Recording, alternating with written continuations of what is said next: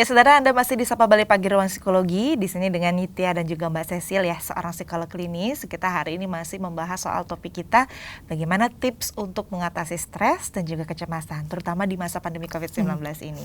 Mbak Cecil, tadi terakhir kita sudah bahas soal kenapa seorang tuh bisa akhirnya cemas gitu ya. Terus kita juga sudah nemu nih, ternyata kalau cemas itu masih positif, tapi kalau mengarah ke kecemasan ternyata itu yang sudah mulai kita harus aware gitu. Dan tadi juga Mbak Cecil sempat bahas kalau kecemasan itu ternyata ada kaitannya dengan pengalaman orang nih Mbak Cecil ya, entah itu pola asuh kan, penting juga nih untuk orang tua di rumah ya, atau lingkungan dan sebagainya. Itu kenapa Mbak Cecil sehingga ternyata pola asuh terus kemudian pengalaman masa lalu itu berdampak pada kerentanan orang dengan kecemasan itu.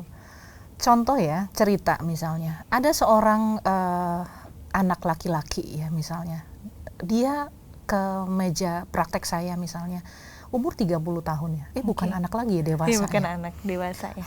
Tapi dia mengatakan, saya nggak tahu, kepala saya pening, saya blocking semuanya, blocking. Yang ada di saya itu sepertinya saya udah mau mati, saya takut mati karena corona gitu ya. Kemudian terus ngobrol, lalu saya tanya, dulu waktu kecil, kalau kamu ada masalah, itu ngobrol dengan siapa? Nggak ada.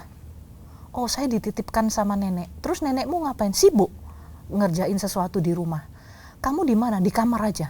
Apa yang kamu lakukan? Main HP aja.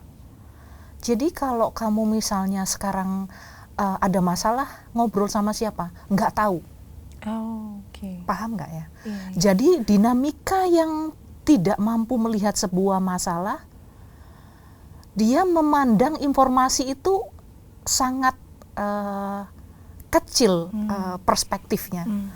Jadi kayak gini nih, kalau orang tidak biasa melihat bagaimana mengatasi solusi, dia seperti gelap. Jadi ketika ada masalah, nggak tahu mau kemana, seperti mati lampu, plep, dia nggak tahu mau kemana. Nah itu menjadi automatically di otak kita. Tetapi kalau seorang anak itu tahu menyalurkan bagaimana cara mengatasi masalah, nanya, "Pak, ini kalau ada masalah gini gimana?" Ini ternyata setelah saya telusuri, si anak ini adalah orang tuanya tuh suka marah, mengevaluasi, "Kamu itu salah ya, kamu ini salah," selalu disalahkan tanpa diajari melihat yang benar. Jadi dia selalu diajari untuk tanpa disadari nih ya, diajari untuk melihat masalah terus. Tanpa disadari tanpa ya. disadari. Karena kan orang tua nggak ada yang sengaja begitu ya Mas Cecil. Atau juga misalnya anak ini dibiarin. Jadi dibiarin tanpa juga sadar orang tua karena sibuk banget.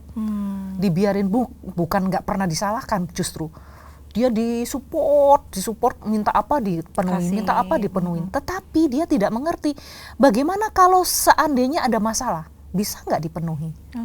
Seni problem solvingnya dia rendah. Jadi ada betul problem solvingnya rendah.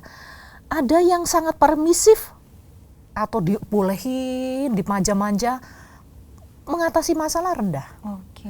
Kemudian ada yang terus disalahkan, dievaluasi terus, dia nggak percaya diri dong. Jadi dia nggak punya core belief, jadi kepercayaan terhadap dirinya tuh nggak ada. Jadi kalau ada masalah, I don't know, aku nggak tahu bagaimana cara mengatasinya. Jadi blocking, pikirannya kebiasaan blocking, begitu. Atau trauma, orang yang trauma tuh tiba-tiba bisa shock jadi block. Traumanya kapan? Traumanya itu udah lama, gitu. Tanpa dia sadari juga. Jadi seorang psikiater atau seorang psikolog itu akan menanyakan backgroundnya biasanya. Bagaimana kok corona kok banyak kasus yang masuk ya ke kami itu ya. Sebetulnya corona ini hanya pemicu. Jadi udah ada bensin yang namanya cemas, kecemasannya tuh udah ada.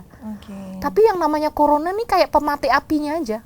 Jadi begitu ada corona, bam, keluar semua masalah-masalah yang tapi sebetulnya cemas dan kecemasan ini sudah laten. Sudah sangat laten.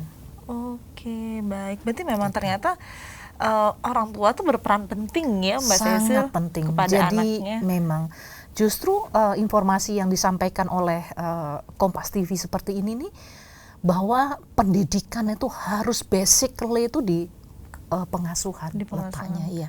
Iya. Mulai mengandung, mempersiapkan kandungan, sampai mengandung, sampai merawat, memberi ASI, semuanya itu masuk di dalam pola pengasuhan. Oke, karena itu skill ya, kecerdasan emosional ya. Betul, dibentuk di kecerdasan lingkungan. sosial, Iya, kecerdasan emosional, kecerdasan spiritual. Betul.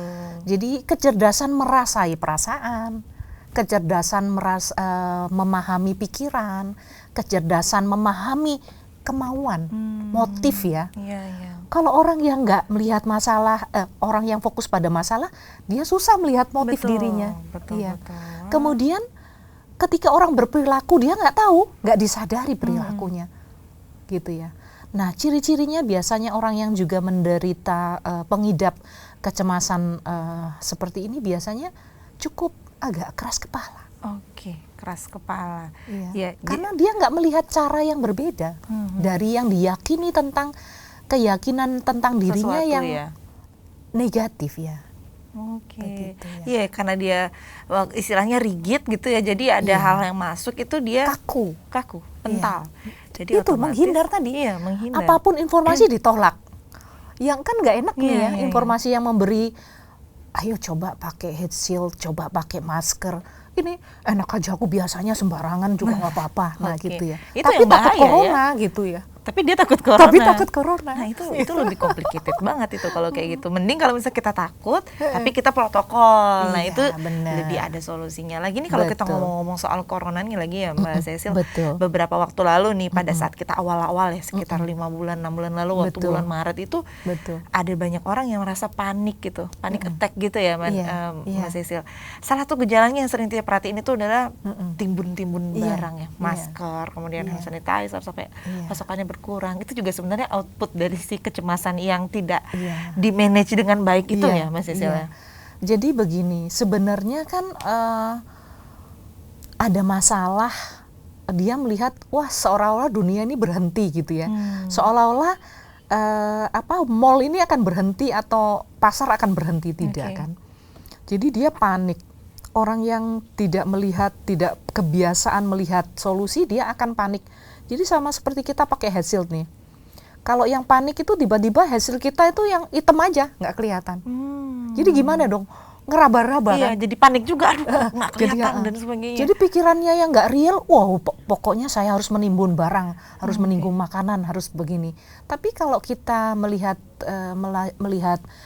mengatasi masalah, kita melihat seperti head shield ini transparan.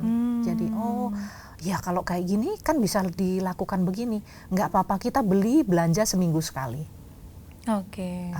Kalau kita belanja pakai protokoler Pakai dan protokol sebagainya. aja, Iya. nggak perlu nimbun ya. Justru Nggak perlu nimbun. kalau kita terlalu panik, kemudian cemas itu kita menimbun, ya justru harga akan meningkat, pasokan Betul. berkurang, tambahlah panik lagi. Jadi Betul. kayak lingkaran setan segitu-segitu aja Betul. jadinya ya Mas Cecil. Kepanikan itu akan muncul ketika ada krisis ya. Jadi ada perubahan ekonomi ya. Oke. Ketika ada permintaan tinggi tapi nggak tersedia, kemudian susah ya. Jadinya harga kemudian ditingkatkan dan sebagainya. Kalau orang nggak panik kan nggak ada harga meningkat gitu. Iya, kayak hukum ekonomi jadinya. Berarti ternyata kalau misalkan kita cemas ya, kita panik, terus sampai ke fase kecemasan itu memang merembet kemana-mana ya Mbak Cecil ya. Iya, cemas yang berlebihan ya, yang extremely gitu ya, itu biasanya jadi panic attack ya. Iya. Oke. Panic attack tuh seperti bisa jadi kayak kolaps gitu ya. Bisa sampai kolaps bener, kayak pingsan. Bisa jadi kayak nafasnya tuh bener-bener tersekat di ini. Iya, jadi itu yang kita hindari ya Mas Cecil ya. Betul, Jangan betul. sampai gara-gara kita cemas, kita merasa kita COVID gitu ya. Iya. Dan muncullah Nah kalau yang kecemasan-kecemasan lain. sampai reaksi di dalam tubuhnya itu seperti itu ya, sampai kolaps Psikosomatis atau itu, ya. sampai psikosomatik, kita harus meminta bantuan pada psikiater. Oke. Jadi kadang-kadang memang dia tidak terkendali sampai misalnya begini, tremor atau apa, misalnya sampai tersengal-sengal, sampai nggak bisa bernafas seperti mau mati, padahal nggak ada apa-apa Iya, sebenarnya. iya. Yang ada apa-apa di mana? Di perasaan sama pikirannya. Jadi pikirannya tuh benar-benar ngeblok. Iya, jadi itu bahaya selain untuk kita juga Sangat untuk orang-orang di bahaya. sekitar kita. Mas Eta tadi bahas nih ya soal apa namanya bagaimana gejala-gejalanya. Nah kalau Betul. kita bahas soal gejala, Betul. kita perlu tahu tips juga nanti dari Mas Eta. Tapi salah satu ini ya Mas Eta. Baik. Saudara, setelah ini kita masih akan membahas soal stres dan juga kecemasan. Nah setelah segmen ini, Niti akan bahas soal tipsnya. Untuk itu jangan kemana-mana, tetap di Sapa Bali Pagi Ruang Psikologi.